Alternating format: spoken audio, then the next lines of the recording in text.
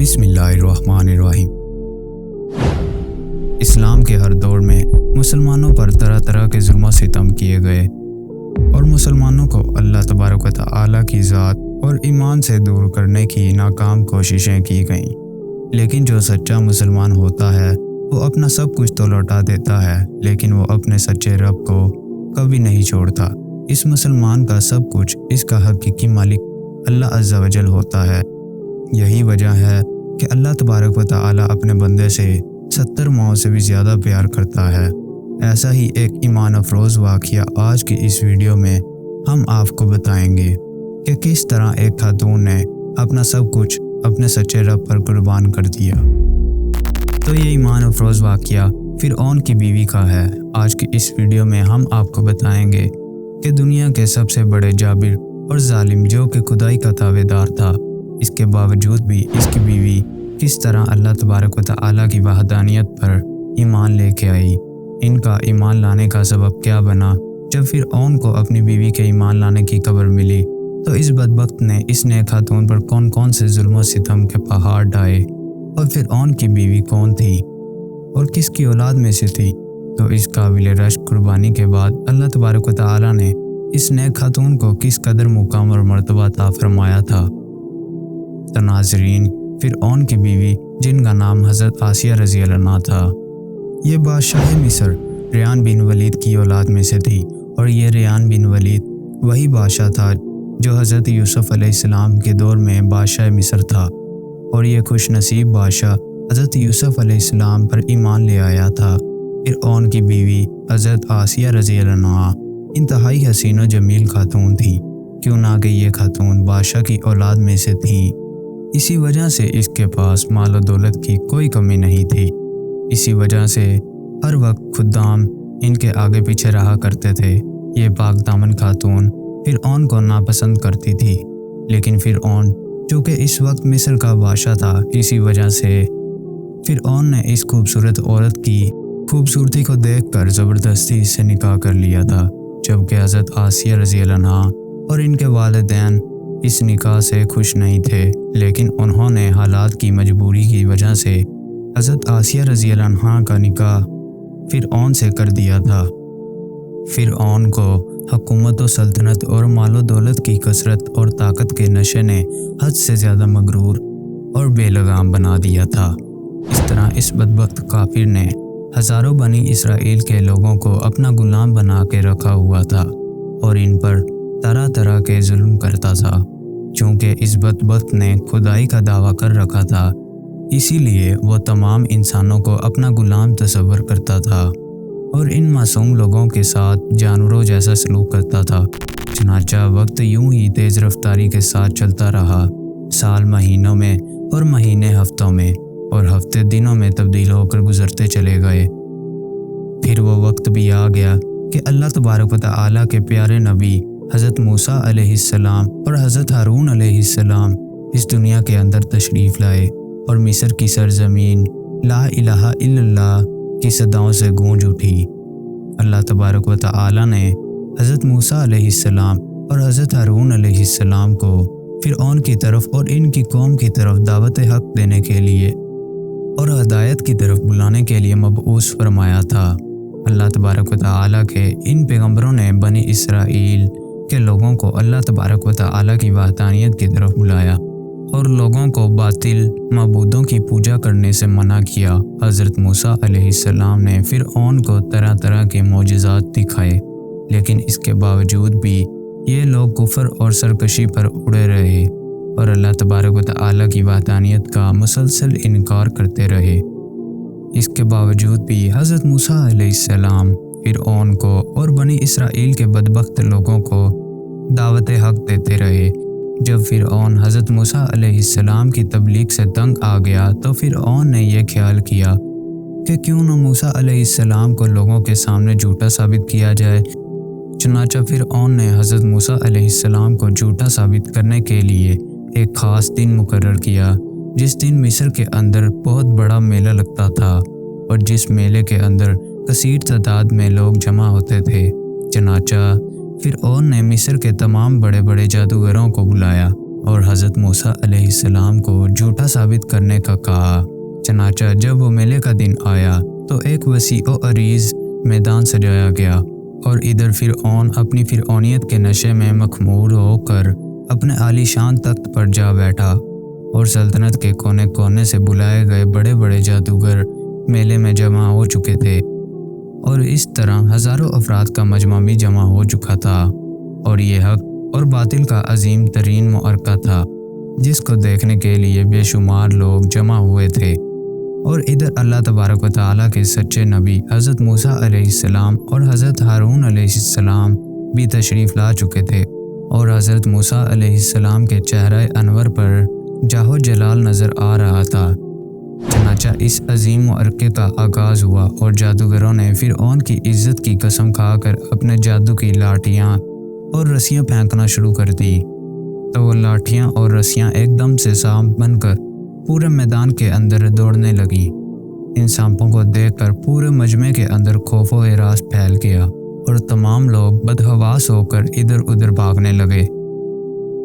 فرعون اور اس کے جادوگر اپنے نشے میں بدمست ہو کر تالیاں بجانے لگے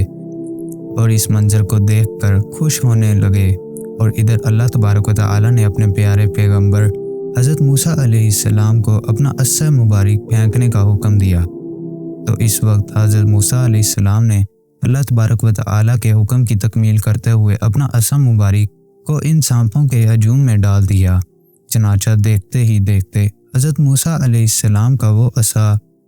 ایک خوفناک اور ہیبت ناک اسدہ بن کر نمودار ہوا، جس نے جادوگروں کے تمام چھوٹے چھوٹے سانپوں کو نگل لیا تھا۔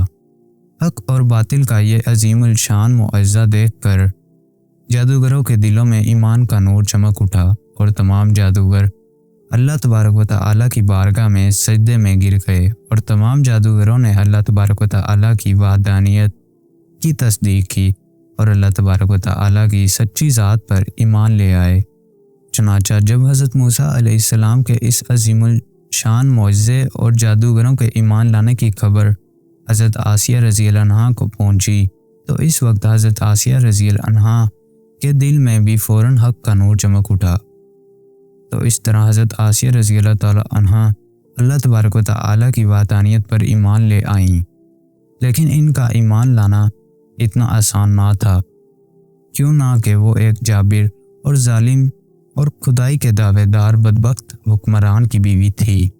اور حضرت آسیہ رضی اللہ تعالی عنہا کے دل میں یہ بھی ڈر تھا کہ اگر فرعون کو میرے ایمان کا پتہ چل گیا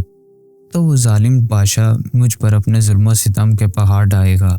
اور اپنے ظلم کی تمام حدیں پار کر دے گا۔ لیکن اس کے باوجود بھی حضرت آسیہ رضی اللہ تعالی عنہا نے اپنا سب کچھ اللہ تبارک و تعالیٰ کی ذات پر چھوڑ دیا اور اللہ تبارک و تعالیٰ کی وحدانیت پر ایمان لے آئیں۔ ابتدا میں حضرت آسیہ رضی اللہ تعالی عنہا نے اپنے ایمان کو کسی پر ظاہر نہ کیا، کچھ عرصہ یوں ہی گزرتا رہا، اور پھر ایک دن ایسا عجیب و غریب واقعہ پیش آیا جس واقعے کے بعد حضرت آسیہ رضی اللہ تعالی عنہا کے دل میں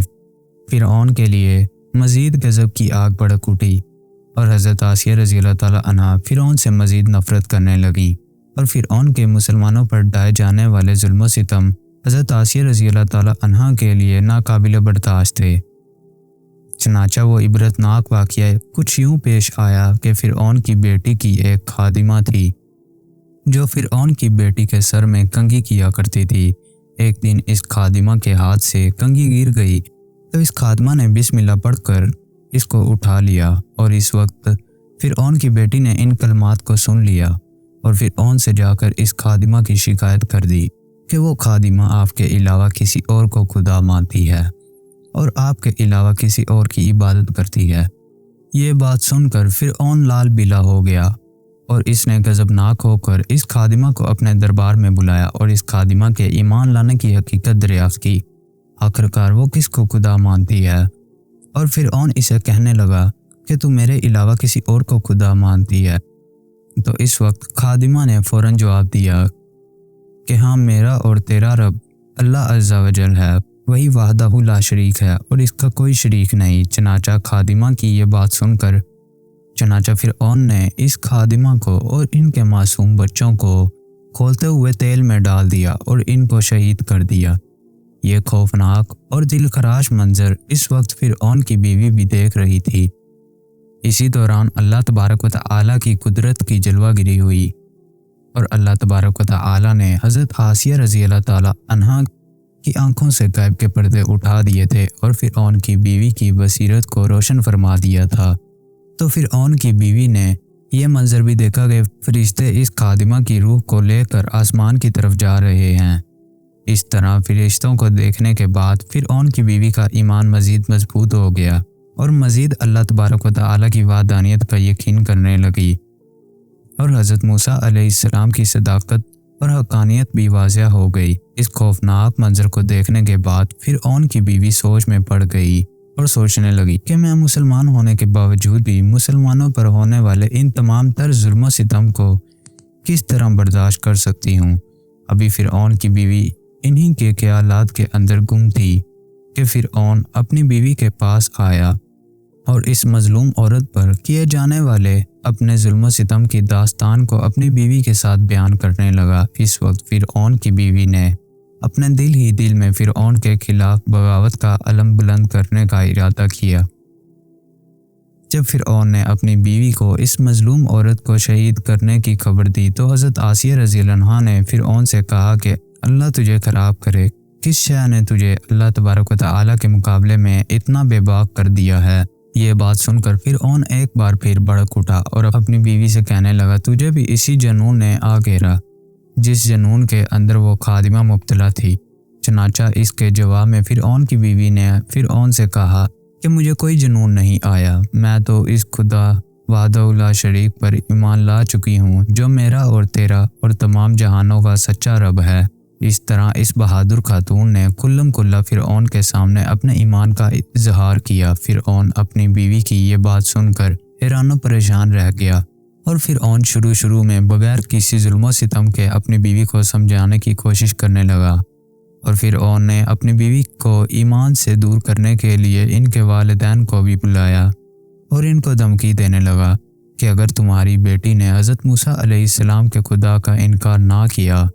تو ضرور یہ موت کا مزہ چکھے گی۔ چنانچہ حضرت آسیہ رضی اللہ تعالی عنہا کے والدین نے تنہائی کے اندر حضرت آسیہ رضی اللہ تعالی عنہا کو سمجھانے کی کوشش کی، لیکن حضرت آسیہ رضی اللہ تعالی عنہا کا ایمان چونکہ مضبوط ہو چکا تھا، اسی وجہ سے انہوں نے ان کی بات ماننے سے انکار کر دیا، اور حضرت آسیہ رضی اللہ تعالی عنہا اپنے والدین سے کہنے لگی کہ میں اللہ تبارک و تعالی کی وحدانیت کا انکار نہیں کر سکتی، بے شک وہ سچا رب ہے۔ چنانچہ جب فرعون کا یہ حربہ بھی ناکام ہو گیا تو اس وقت فرعون نے اپنی بیوی کو طرح طرح کی اذیتیں دینے کا فیصلہ کیا تاکہ یہ اپنے ایمان سے دور ہو جائے اور مجھ کو خدا ماننے لگے۔ روایات میں آتا ہے کہ فرعون کے حکم سے حضرت آسیہ رضی اللہ تعالی عنہا کو طرح طرح کی اذیتوں کے اندر مبتلا کر دیا، حتیٰ کہ حضرت آسیہ رضی اللہ تعالی عنہا کے ہاتھوں اور پاؤں میں میخیں لگا کر دھوپ کے اندر سورج کی طرف رخ کر کے لٹکا دیا گیا، اور آپ کے سینے کے اوپر چکی کا بھارا بھرکم پتھر رکھ دیا گیا تاکہ آپ ہل نہ سکیں۔ لیکن ان تمام تکالیف اور مصائب کے باوجود بھی حضرت آسیہ رضی اللہ تعالی عنہا کہ ایمان کے اندر ذرا برابر بھی کمی نہ آئی، بلکہ ان تمام تکالیف کے باوجود بھی آپ کے ایمان کے اندر مزید اضافہ ہوتا چلا گیا۔ چنانچہ جب فرعون نے ان تمام تکالیف کے بعد اپنی بیوی سے ایمان سے پھرنے کا کہا تو حضرت آسیہ رضی اللہ تعالی عنہا نے بڑا ہی ایمان افروز اور ایمان کو تازہ کر دینے والا جواب دیا، جس سے فرعون کا گھمنڈ خاک میں مل گیا، اور فرعون حضرت آسیہ رضی اللہ تعالی عنہا کے ایمان اور ہمت کے آگے گھٹنے ٹیکنے پر مجبور ہو گیا۔ چنانچہ حضرت آسیہ رضی اللہ تعالی عنہا نے ارشاد فرمایا، اے دشمن خدا اور ظالم انسان، تو میرے وجود پر تو قادر ہو سکتا ہے، لیکن میرا دل اللہ تبارک و تعالی کی پناہ میں ہے۔ اگر تو میرے جسم کے ہر حصے کو بھی کاٹ دے تب بھی میرا عشق اور ایمان اللہ تبارک و تعالی کی بارگاہ میں بڑھتا چلا جائے گا۔ اسی دوران جب حضرت آسیہ رضی اللہ تعالی عنہا پر ظلم و ستم کے پہاڑ گرائے جا رہے تھے تو حضرت موسیٰ علیہ السلام وہاں سے گزرے، تو حضرت موسیٰ علیہ السلام سے حضرت آسیہ رضی اللہ تعالی عنہا نے پوچھا، کیا میرا رب مجھ سے راضی ہے؟ تو حضرت موسیٰ علیہ السلام نے ارشاد فرمایا، اے آسیہ رضی اللہ تعالی عنہا، آسمان کے فرشتے تیرے انتظار میں ہیں اور اللہ تبارک و تعالی تیرے ایمان اور تیرے کارنامہ پر فخر فرماتا ہے۔ آپ اللہ تبارک و تعالی کی بارگاہ میں سوال کریں، آپ کی ہر حاجت پوری کی جائے گی۔ اس وقت حضرت آسیہ رضی اللہ تعالی عنہا نے اللہ تبارک و تعالی کی بارگاہ میں یہ دردناک دعا کی، اے میرے پروردگار، میرے لیے جنت میں ایک گھر بنا اور مجھے فرعون اور اس کے ظلم سے نجات دے اور مجھے ان ظالموں سے نجات بخش۔ جب فرعون نے حضرت آسیہ رضی اللہ تعالی عنہا کو ایمان سے دور کرنے کی تمام تر کوششیں کر لی اور ہر کوشش کے اندر ناکامی کا سامنا کرنا پڑا، تو اس وقت فرعون نے حضرت آسیہ رضی اللہ تعالی عنہا کو شہید کرنے کا فیصلہ کر لیا، اور آخری حربے کے طور پر فرعون نے اپنے کارندوں سے کہا کہ ایک بہت بڑی چٹان لے کر آؤ، اگر یہ چٹان دیکھ کر اپنے ایمان پر قائم رہتی ہے تو یہ چٹان اس پر گرا دینا، اگر یہ ایمان سے پھر جاتی ہے تو پھر یہ میری بیوی ہے۔ تو اس خوفناک منظر کے وقت جہاں ایک طرف زندگی اور دوسری طرف موت کھڑی ہے،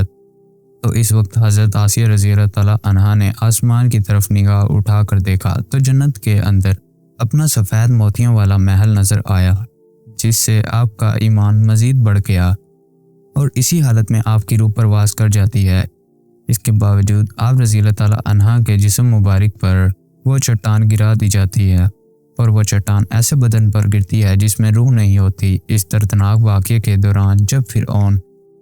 اپنی بیوی پر طرح طرح کے ظلم کر رہا تھا، اس وقت اللہ تبارک و تعالی نے اپنے فرشتوں کو حضرت آسیہ رضی اللہ تعالی عنہا پر مقرر کر دیا تھا، اور وہ فرشتے حضرت آسیہ رضی اللہ تعالی عنہا پر سایہ کیے ہوئے تھے اور ان کو جنت کے اندر اپنا مقام دکھا دیا تھا، جس کی وجہ سے حضرت آسیہ رضی اللہ تعالی عنہا کا ایمان مضبوط ہو گیا اور فرعون کی تمام مصیبتوں کو آپ بھول گئی۔ اس طرح حضرت آسیہ رضی اللہ تعالی عنہا نے دنیا کی تمام تر تکالیف اور مصیبتوں کو برداشت کیا، لیکن اللہ تبارک و تعالی کی وحدانیت کو نہیں چھوڑا۔ دوستو، امید کرتا ہوں آپ کو یہ ویڈیو ضرور پسند آئی ہوگی۔ اگر پسند آئی تو اسے لائک اور شیئر ضرور کیجیے گا اور چینل کو سبسکرائب کرنا مت بھولیے گا۔ جزاک اللہ۔